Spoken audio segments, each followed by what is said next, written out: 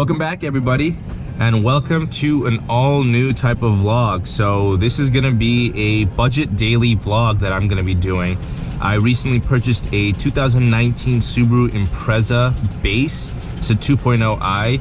Comes with absolutely no extra features, no thrills package. And the reason why I got this car was to basically have a very cheap, reliable commuter car to go back and forth to work.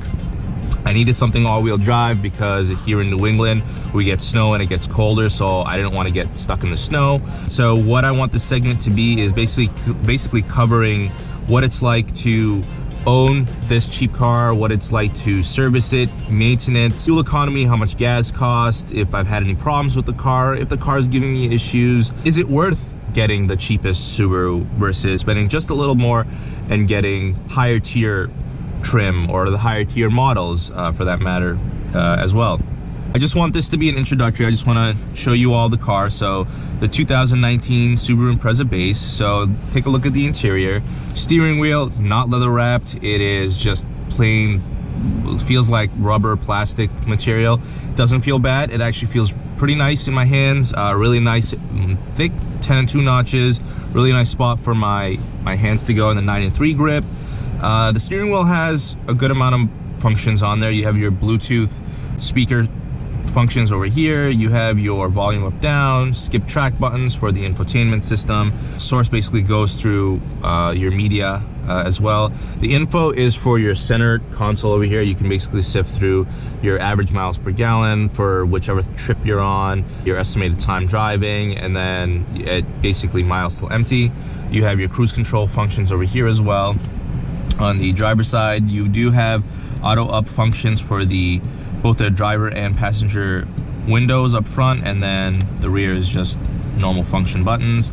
You have auto lock, unlock. You have your button for the side view mirrors for the driver and passenger side, and then the rest of the cabin basically. Here's your center entertainment system. It's a small screen. It's a nice color screen, so it actually doesn't look that bad.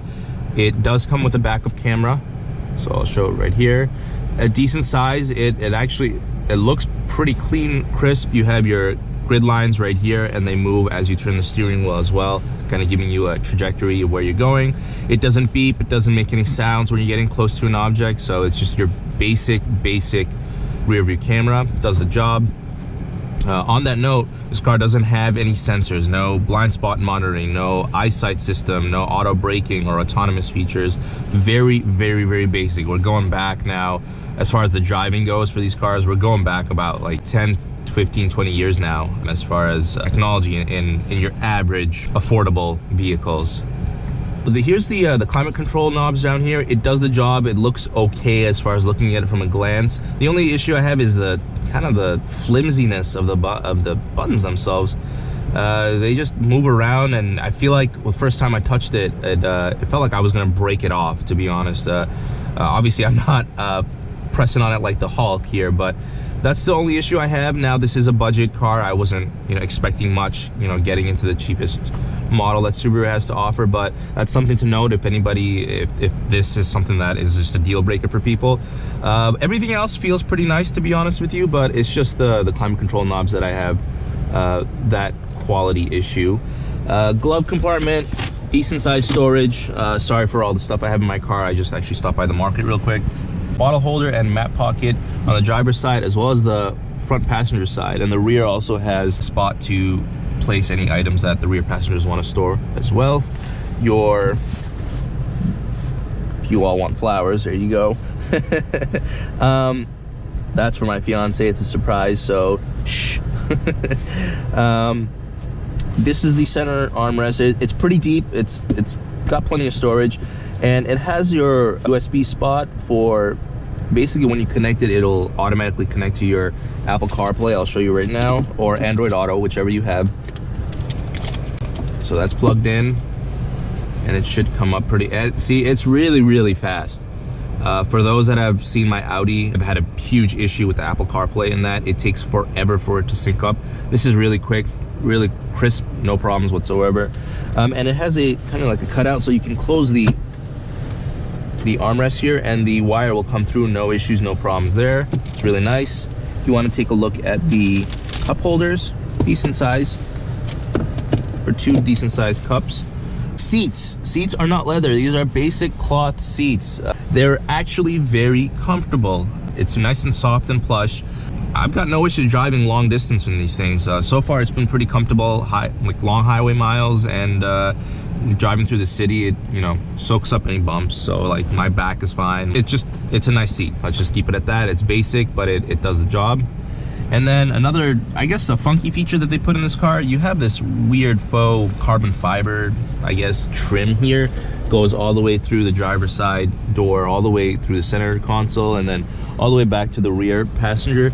It looks cool, I guess. This is not a sports trim or a tier or a sports car at all. I'm kind of surprised why they put it in there. I guess it's just a touch. It's not real carbon fiber. It's just this weird plastic material with kind of like a color, like a trim on top, but I guess it's cool to have it nonetheless. And one more thing I want to really talk about is the gauge cluster. Very, very basic. You have your tachometer on the left, your speedometer on the right, and that's really it. You have your fuel gauge in the center and which gear I'm in, and then your basically the number of miles, the trip.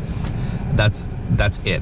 Your dash lights if things go wrong and whatnot, but that's about it. You have this average miles per gallon, whether you're doing well or not function, but that basically fluctuates pending your throttle basically. So that, I think I don't know why that's there. To me it's useless. But there's no digital speedometer or anything like that. That's one thing that I wish I had. I am used to in all my other cars. I guess I was spoiled having that big and right in the center. It doesn't have it, so going back to the old school gauge hasn't been a problem. You know, it's completely fine. But there's another thing, and then the trunk space for that's the last thing I want to talk about. The trunk space, it is deceptively huge. There is tons of storage space back there.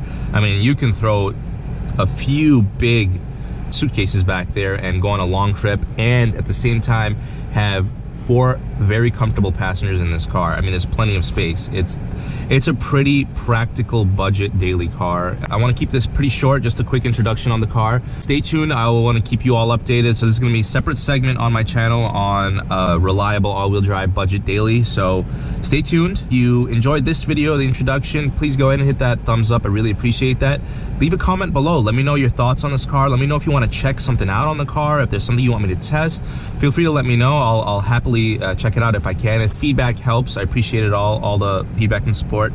And if you're new to the channel, please consider subscribing. I really appreciate the new followers and all my current followers and subscribers. I'm gonna get to 1,000 subscribers. That's my goal before the end of 2019. So we are halfway there. So I want to also take this time to thank all my current subscribers and viewers for all the support over the past year. Thank you very much. I read every single comment. I try to respond to every single comment, even the negative ones. I appreciate all the comments that I get. It's because it helps me learn, helps the channel grow. Stick around and stay tuned for the next video. Peace. Whatever you do, every time I fall before you, if only I knew